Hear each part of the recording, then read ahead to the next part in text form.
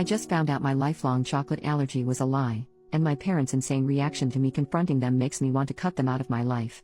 Ever since I was a little girl, my parents have told me that I am allergic to both milk and chocolate. The story goes that I broke into severe hives on my very first Halloween.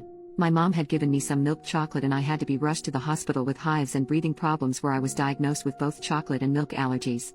Ever since then, I have never been allowed to eat anything containing chocolate or cow's milk. Over the summer, one of my college friends from out of state invited me to come stay with her for a few weeks. While I was in her state, I decided to use the opportunity to visit my godmother/aunt who I haven't been able to see since I was a young child. My aunt was thrilled to see me and we spent a whole day hiking and just catching up. When we stopped for lunch, my aunt pulled out some granola bars, but they had chocolate in them so I couldn't eat them. I told her that I was allergic to chocolate and she was stunned. My aunt told me that I have never been allergic to chocolate and that my mom was lying to me. She told me the story of how I had gotten ill from daycare and my mom had tried to sue the daycare owner for some stupid reason that no one was sure of. My mom was pissed off because she thought the daycare owner was flirting with my dad and she wanted to get the daycare shut down. My mom then invented the story about me and the chocolate at the Halloween party. She made sure not to tell the daycare about the fake allergy and then waited for the daycare to feed me food with chocolate in it so that she could sue. When that didn't work, my mom then invented a story about me being allergic to milk. When my aunt tried to call her out on it, my mom stopped speaking to her and that silence has continued until the present. Needless to say, I was stunned. I wanted so badly to believe that my mom was telling the truth and that my aunt was lying. I waited until we got back to my aunt's house and I took a bite of one of the granola bars. And I was not allergic, at all. I was very upset and decided to call my dad. Our conversation was so crazy and out of nowhere that I don't know what else to do but type it out. The conversation went like this. Me, Dad, were you aware that I am not actually allergic to chocolate and milk like you and Mom have told me? Dad, don't be ridiculous. You've never been able to eat chocolate without a reaction. Why would we make that up? Me, I'm not trying to accuse you of making it up. I was just asking if you were aware that I do not have the allergy. I just ate some chocolate and I didn't have any reaction to it. Did I ever get any allergy tests done? Dad, I will have to ask your mother. I am upset that you are trying to call us liars over this. Me, when did I say anyone was lying? What are you talking about? My mom then jumped into the conversation. Speakerphone. Mom, honey, don't you remember that you had hives at your 10th birthday party? Your friend had given you a Tootsie Pop and you were allergic to the chocolate. Me, Mom, I never had a 10th birthday party and I don't know what you're talking about. I was just curious if I ever had a real allergy test done for chocolate, because I was just able to eat some without a reaction. I'm just trying to figure out if I can eat chocolate or not now. Mom, I don't know why you need to know if you had a test or not. You can't eat chocolate because we say you can't eat chocolate. You're being a little liar right now. How dare you say we never gave you a birthday party that year? You've always been ungrateful and now you can't even remember the party we gave you. Me, Mom, I know I never had a 10th birthday party because I was at summer camp. Why are you trying to make me believe that I did? My mom then started screaming at me and I just hung up the phone because it was so loud and I couldn't hear any individual words. I silenced my phone and watched as she proceeded to call me 40 times in a row.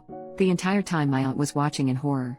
My aunt then gave me a hug and told me that this is why she doesn't have a relationship with my mother. My mom has always done this, lied to people and then tried to convince them it was the truth. I am very upset about this entire situation. The conversation was simply one of the craziest things I've seen and I don't know who these people are anymore. It creeped me out and I don't think I ever want to talk to them again or else they will try to turn on me. Am I right in wanting to cut these people out of my life? Edit to add for people asking about my parents. My mom and dad are two peas in a pod and they are best friends. If she's a narcissist, then I'm 100% positive he is one too. I can't afford an allergy test, but at least I know I'm not going to die from chocolate anymore. I don't think I'll be able to pretend that I forgot about the party because it was so hurtful that she tried to lie to me about it. I don't ever want to speak to her again. She doesn't even remember my birthdays and she's my mom.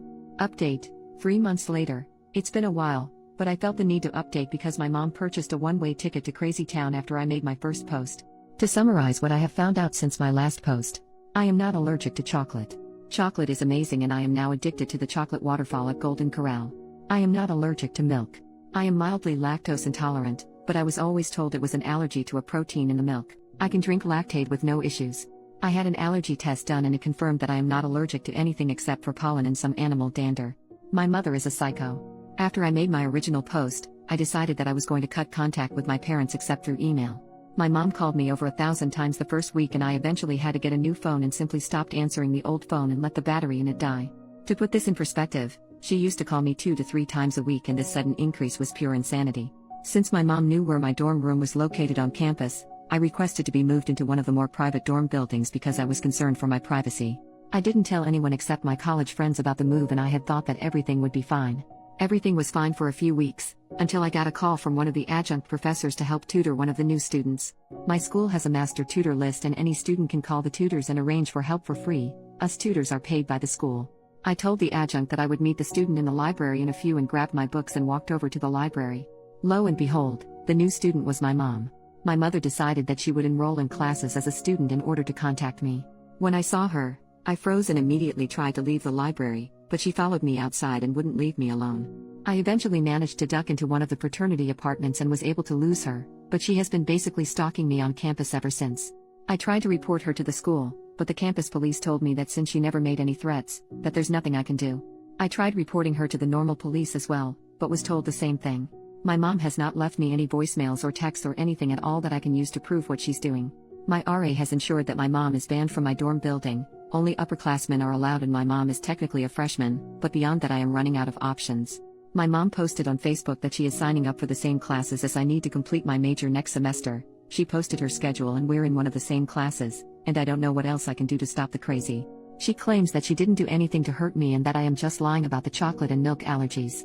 My aunt had to go out of the country for work, and I feel so alone with dealing with all of this. My dad has basically ditched and moved out of my mom's house, and I haven't been able to get in contact with him either. Any ideas for how to stop the crazy? Second update, 10 days later. My mom is in the hospital right now because she became suicidal after a meeting with me and our university. I feel so guilty. Hi there. It's my first time posting here because I was hesitant to give my mom the narcissist label. That being said, I don't really have a better term to describe her behavior, and a ton of people pointed me to this subreddit after I posted on the relationship subreddit about my mom. To summarize, my mom and dad lied to me and told me I had allergies, chocolate and milk. I believed them for years until I met my estranged aunt and she spilled the beans and revealed the web of lies created by my mother. I decided to go no contact with my parents, and my mom snapped and enrolled at my university and was basically stalking me and enrolling in the same classes I need for next semester. I contacted the student affairs department and they arranged a meeting between myself and my mom regarding the stalking. At the meeting, the administrator heard both sides of our stories and pretty much caught my mom in another lie. My mom had her best poker face on and tried to claim that she hadn't contacted me in months. She denied that she had called me repeatedly, denied that she ever tried to get tutoring from me, denied everything she did. She tried to act like she was the victim and that I was just a mean and disrespectful daughter who hated her mom. And that's when I got out my phone and showed the administrator the call log from when my mom called me over 1,000 times in a row. This is not an exaggeration, the call log hit quadruple digits. My mom then tried to deny that the number was her cell number, but the administrator looked it up in the student database and it proved she was lying. My mom tried to backtrack, but the damage was done. The administrator made us both sign contracts that said that we each must not contact each other for the remainder of the school year, otherwise we would be suspended from classes. My mom was forced to change her schedule so that she would not be in the same classes as I was in. The administrator made it clear that if she tried to circumvent the contract, even if by accident, that she could have her student ID banned from entering the student center or other buildings if I was inside. They are controlled by RFID chips and we have to swipe them to enter certain buildings. After the meeting ended, I was so happy and I felt free for the first time in weeks. A few nights later, my dad called me and left a voicemail informing me that my mom tried to commit with sleeping pills and that she was going to the hospital. I thought it was fake at first, so I called the hospital and they put me through to my dad, who was in the waiting room. My dad laid into me pretty hard and called me names and stuff about the whole situation, and then told me that if I didn't want my mom to die, I shouldn't have made her life miserable.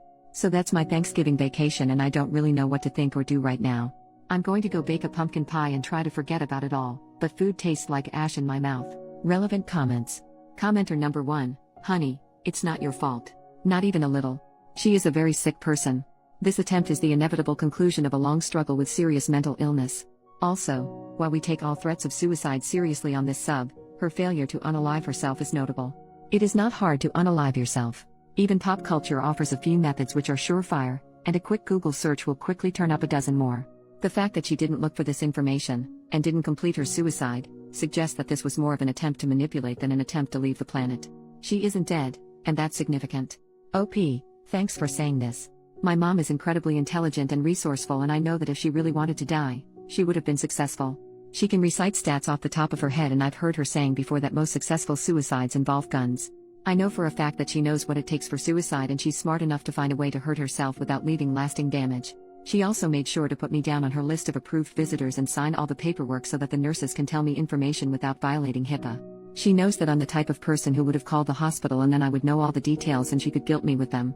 Story was marked as inconclusive. Hopefully OP comes back and gives us an update.